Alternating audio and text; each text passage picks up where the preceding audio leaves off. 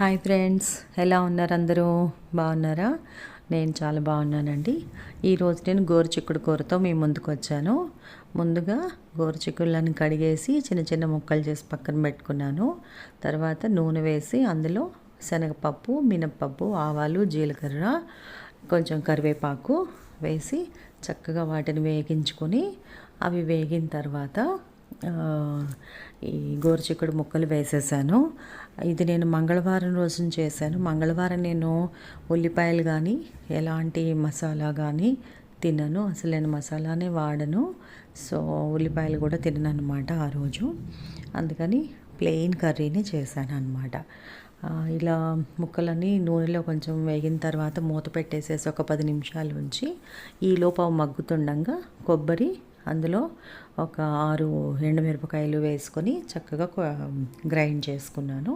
10 నిమిషాలు అయిన తర్వాత మూత తీసి ఉప్పు, పసుపు వేసి కలిపాను. ఓకే, కారం అప్పుడే వేయలేదు, ఎందుకంటే మనం కొబ్బరిలో కూడా కారం వేసి ఉంచుకున్నాం కాబట్టి. సో ఉప్పు, పసుపు వేసి దాన్ని శుభ్రంగా కలిపి ఇటు అటు తిప్పి దాని మీద మళ్ళీ ఒక అర గ్లాసు కన్నా కొంచెం ఎక్కువ, అంటే ఫుల్ గ్లాస్ అయితే కాదు, నీళ్లు పోసేసి మూత పెట్టుకున్నాను. సో అలా నీళ్ళల్లో అదొక 7-8 నిమిషాల పాటు బాగా మగ్గిందనమాట. ఆ తర్వాత చూడండి ఎలా నీళ్లు పోసాను ముక్కలు మునిగేదాకా. అది అయిన తర్వాత తీసి చూస్తే ముక్కలు అట్లా ఉడికినాయి. ఆ ఉడికినప్పుడు ఇంకా కొంచెం మగ్గాలి యాక్చువల్లీ కర్రీకి. ఇప్పుడు ఉడికినాయి అనమాట, అంతే. సో అందులోనే ఈ కొబ్బరి ఇంకా పచ్చివాసన పోవడానికి గాను ఆ మిరపకాయల పొడి కూడా ఇప్పుడే వేసేసేయాలి. వేసేసి శుభ్రంగా కలిపేసేసి మళ్ళీ కాసేపు మూత పెట్టాను ఒక 5 నిమిషాల పాటు. చూడండి అలా మొత్తం కలిసేలాగా కొబ్బరి, మిర్చి పొడి మొత్తం కలిసేలాగా తిప్పేసేసి మళ్ళీ మూత పెట్టేసి ఉంచాను. ఒక 5 నిమిషాలు అయిన తర్వాత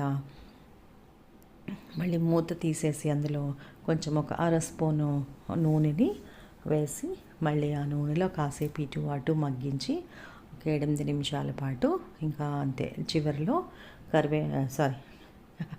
కొత్తిమీరని వేసి ఇంకా దించేయడం జరిగిందనమాట.